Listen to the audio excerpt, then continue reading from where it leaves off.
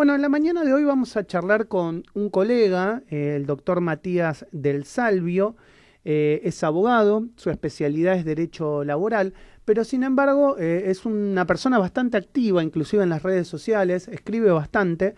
He leído algunas cosas de él en estos días, como por ejemplo un artículo relacionado con pandemia y presión tributaria, lo relacionado de alguna manera al castigo del trabajo frente a lo que sucede en la Argentina de hoy, que el que quiere trabajar no puede porque obviamente hay una situación de pandemia y se siente castigado. Y bueno, vamos a charlar un poco de este y otros temas en la mañana de hoy.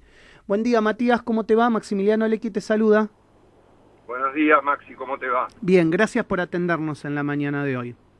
Bueno, Por estamos en favor, una gracias a situación de ustedes. pandemia complicada y también con una incertidumbre a nivel laboral muy grande, ¿no? Sobre todo comerciantes, hoteleros, no pueden trabajar, restaurantes.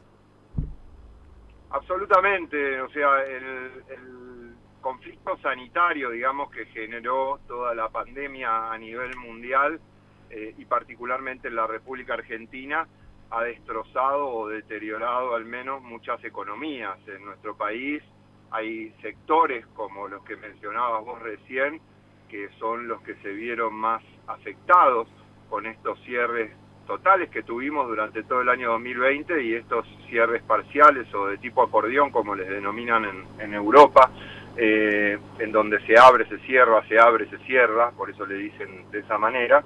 La economía se ha visto dañada y evidentemente, Maxi, los subsidios o las ayudas otorgadas por el gobierno, tanto sea el gobierno nacional como los gobiernos provinciales o el de la Ciudad Autónoma de Buenos Aires, muchas veces no han sido suficientes. De hecho, ha habido muchos locales, muchos comercios que bajaron sus persianas Claro. para no volverlas a abrir nunca más. Lo cierto es que se intentó a través de ayudas económicas y también mediante decretos, por ejemplo, el que prohibía los despidos y el que impuso la doble indemnización, de proteger el empleo, pero vos sabrás que para el comerciante que tiene que cerrar porque no vende, digamos, y porque tiene que pagar un alquiler y porque todo eso le consume dinero, va a ser muy difícil pagar indemnizaciones duplicadas, va a ser muy difícil pagar indemnizaciones en realidad. Sí, no, y además hay otra realidad, que eso es atendible y la información que yo tengo, tal vez lo podés clarificar o no, es que muchos empresarios ya no llegan ni siquiera a hacer algún acuerdo sustentable en cuotas, porque digamos son tantos los problemas que tienen cuando bajaron las persianas, desde alquiler hasta bueno todo lo que le quedó por impuestos y servicios como proveedores, que por ahí no pueden hacer un arreglo sustentable con quien era su trabajador. Pero eso por un lado, y por el otro lado es el 50% de una economía complicada en la Argentina, no formalizada, para decirlo de alguna manera, y que esa gente está con problemas graves de llevar la comida a su casa. Ayer veíamos la imagen de una señora que se quejaba porque le habían incautado una bolsa de limones, ¿no? De 16.000 pesos, y ella decía, yo llevo 2.000 pesos a mi casa, ¿cómo le pago? ¿Cómo consigo tener otra vez esa bolsa de 16.000 limones para vender, ¿no? Y eso es parte del Totalmente. problema. Totalmente. Bueno, en esa franja de la población a la que vos hacías referencia recién, Maxi, es una franja a la que no le llega ningún tipo de ayuda, Claro. porque muchas veces no encuadran por estar trabajando, aunque sea en negro, dentro de los programas de subsidios, y tampoco reciben ningún tipo de ayuda, ni del empleador ni del Estado. Vos recordás que la ley que marcó, digamos, la imposibilidad, en realidad el decreto, ¿no?, de trasladarse, de movilizarse libremente por la República, como lo dice la Constitución, es una ley, digamos, que incluye a una parcialidad, pero hay una realidad que no podemos desconocer, que es la de esta gente que trabaja en negro en muchos hogares, que no recibió absolutamente ninguna ayuda y que muchas veces los empleadores directamente le dijeron, mira, no te puedo pagar más, después vemos, cuando se termine todo esto, veremos si te podré recontratar o no. También Y hay vivos, Matías, Maxi, que sí. ahí va el IFE y finalmente se dieron 3 en un periodo de 16 meses y no fue una ayuda, o sea, fue un paliativo, un pequeño paliativo. Mira, todo esto no es un invento argentino. Todas estas políticas se copiaron directamente de sistemas europeos, fundamentalmente del sistema español, en donde la ayuda del Estado fue permanente y suficiente como para que muchos comercios no se vean afectados. Acá fue, digamos, aplicada a medias, entonces tampoco se logró el objetivo, que era sostener estos emprendimientos y sostener estos puestos de trabajo. Por eso me parece que tenemos que reformular. Si vos has leído algunos de los artículos que yo escribí últimamente, yo hablaba de un Consejo Federal de Crisis. ¿Qué quiere decir esto? Un organismo estatal conformado por todos los ministerios de todas las provincias. ¿Y por qué te digo esto? Por dos cosas. Primero, porque una decisión sanitaria, digamos, que es tomada únicamente por científicos o por médicos, afecta de manera directa o indirecta a la economía, afecta a las relaciones sociales, afecta a la ecología, afecta al transporte, afecta a un montón de cosas que no tienen, digamos, vinculación con la salud, pero que se ven indirectamente modificadas, ¿no?, por este tipo de resoluciones. Y además, un sistema federal, en donde tengan participación todas las provincias. La realidad de la Ciudad Autónoma de Buenos Aires no es la realidad de la República Argentina. La República Argentina es larguísima y anchísima, y nosotros tenemos, dentro de una misma provincia inclusive, realidades diferentes. Entonces, ¿cómo podemos aplicar nosotros una normativa que se dicta en el marco de la Ciudad Autónoma de Buenos Aires a Tierra del Fuego, a La Quiaca, a Córdoba mismo? La realidad es muy interesante la creación de este Consejo Federal de Crisis, pero además teniendo en cuenta que es lo que dicen la mayoría de los economistas, e inclusive aquellos cercanos al gobierno, algunos con los que he conversado en off te dicen, lo peor en materia económica está por venir. Es decir, por supuesto, no es, o sea, lo que vemos respecto a la actividad económica va a ser permanente y te diría que un año y medio con suerte y en un contexto inflacionario. Es decir, lo peor está por venir. Que no te quepa ninguna duda. Y en materia, yo asesoro muchos profesionales de la salud, digamos, y trabajadores de la salud en líneas generales, que no son médicos, pero que han puesto el lomo desde el día 1 de esta pandemia para poder ayudarnos a todos los ciudadanos. Y los médicos particularmente me refieren que en materia de salud también lo peor está por venir. También lo peor está por venir porque el abandono de tratamientos, la postergación de cirugías, esto tiene una repercusión directa.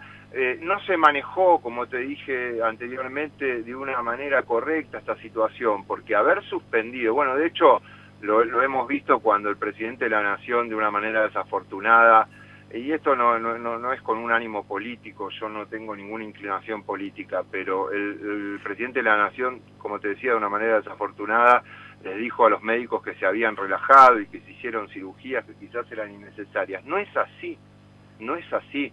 La afectación al sistema de salud, un sistema de salud que por cierto estaba deteriorado, y afortunadamente el gobierno, tanto el gobierno nacional como los gobiernos locales y provinciales han podido reforzarlo para poder afrontar fundamentalmente esta segunda ola, que fue peor que la primera, sin lugar a dudas, en donde la primera estuvimos encerrados justamente para poder fortalecer este sistema de salud, pero esto tiende a un colapso, evidentemente hay que replantearse la posibilidad de volver o de tomar un camino hacia un sistema parecido al que aplicaron en Europa, pero copiándolo completamente, no parcialmente. En Europa, esta posición, el otro día hablaba con un periodista, un colega de ustedes en Israel, estábamos en el programa de un periodista acá que se llama Leo Montero,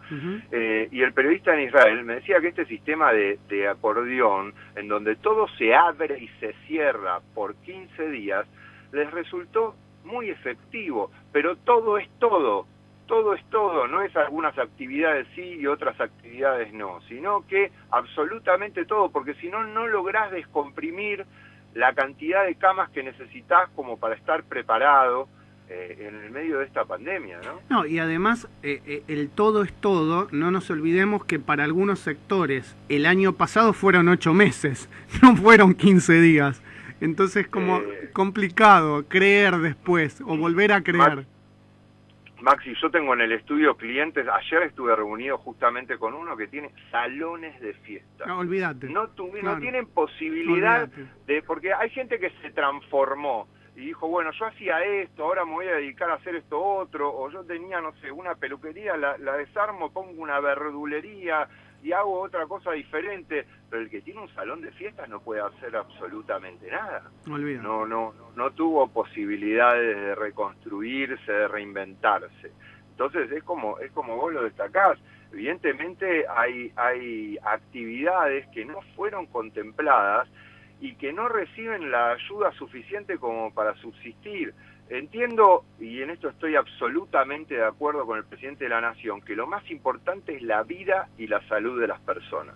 Nosotros no podemos perder ese norte y tener en claro que lo más importante es el proteger este bien que es la vida de todos los argentinos. Pero la vida de todos los argentinos también se ve golpeada si nosotros no protegemos la economía. La última... La economía, sí. No, perdón, completa si querés, te corté. No, digo que la economía tiene una repercusión directa en la vida de las personas, simplemente Bien. eso.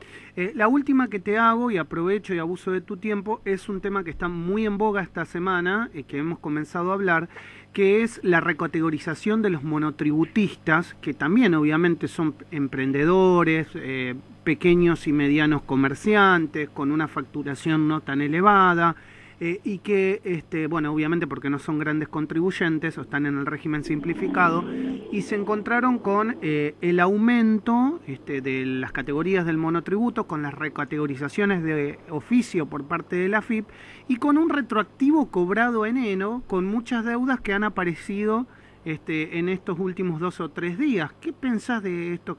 ¿Cómo se hizo? ¿Cómo se manejó? Y si tenés algún panorama respecto a los próximos días, alguna resolución que pueda llegar a sacar AFIP.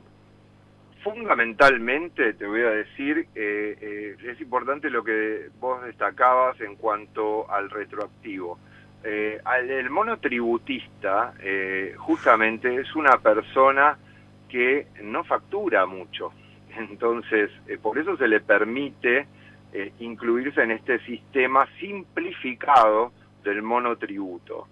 Estas personas, y muchos yo los tengo como clientes también en el estudio, que son monotributistas, estas personas no van a poder afrontar el pago del retroactivo, no lo van a poder hacer. ¿Y qué va a pasar con eso, Maxi? Van a seguir acumulando deuda y van a acumular intereses con el organismo recaudador.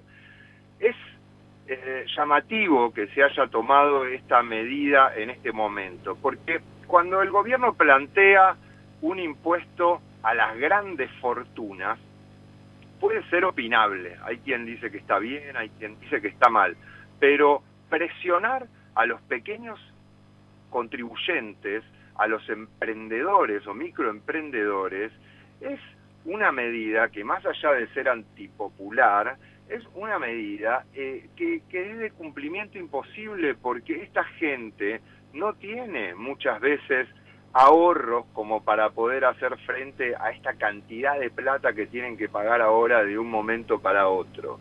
Y el plazo que se les concede como para poder pedir algún tipo de revisión por parte del organismo recaudador, en este caso la AFIP, es un plazo muy corto en relación al plazo que tuvo el Estado como para tomar medidas y no lo hizo. Entonces, a mí me parece, y se está hablando entre los economistas fundamentalmente, que puede llegar a haber una revisión por parte del gobierno respecto de esta última resolución. O sea, se está hablando de repensar y modificar eventualmente esta decisión que han tomado, no sé si tirarla para atrás, pero sí modificarla, porque se va a generar una bola que después es difícil de pagar, digamos, el que no puede pagar y vos encima le aplicás intereses, cada vez va a poder pagarlo menos. Claro, totalmente. Entonces, esto mismo pasaba perdóname que abuse un poco del tiempo, No. pero te quería hacer un comentario con respecto a las patentes, por ejemplo. Sí. Los autos están, los valores de los vehículos son en dólares, ¿sí? Después se transforman a pesos para poder venderlos en el mercado local, pero los valores de los vehículos originalmente son en dólares. El dólar se disparó, más el dólar blue que el dólar oficial, pero el dólar oficial también se disparó en estos últimos tiempos y durante el curso de la pandemia, y eso tuvo una repercusión directa en el valor de los vehículos. ¿Qué hizo el Estado? El Estado dijo, bueno, vamos a reevaluar, digamos, vamos a volver a modificar los valores de estos vehículos y sobre esa base vamos a recalcular las patentes. Entonces hubo un aumento considerable en el monto de patentes. Y vos tenés que tener en cuenta, Maxi, que durante todo el año pasado no se les permitió a las personas utilizar el vehículo. Sí. Entonces, por ejemplo, las compañías de seguro, ¿qué hacían para poder proteger a los clientes y que no se vayan? Le decían, bueno, mirá, como no podés usar el vehículo, yo te hago una reducción del 30%, del 50% de la prima, de la póliza, como para que no te vayas, porque en realidad el riesgo disminuye al no poder usarlo. Y este impuesto de las patentes, ¿por qué existe? Existe porque ese dinero se destina a las obras públicas, al mantenimiento de las calles, y las calles no se usaron durante el año pasado porque no lo dejaban salir a la gente. Entonces, son medidas incongruentes que vale la pena revisar. Todos somos seres humanos, todos cometemos errores, lo importante es reflexionar y poder a futuro tomar medidas conscientes y que beneficien a la población, ¿no? Bueno, Matías, te quiero agradecer por estos minutos con Radio Sónica, fuiste muy amable y me parece que son temas, todos los que hemos charlado, que están en estos momentos en la consideración general y que, bueno, viene bien otra voz, además de las que están fijas en el programa, para poder reflexionarlas. Te mando un abrazo grande y un gran cariño. Cuando quieran, a disposición, y los saludo por el día de ayer. Feliz día para todos ustedes, un abrazo. Muchas gracias, un abrazo muy grande. El doctor Matías del Salvio, charlando en la mañana del arranque, aquí en Radio Sónica.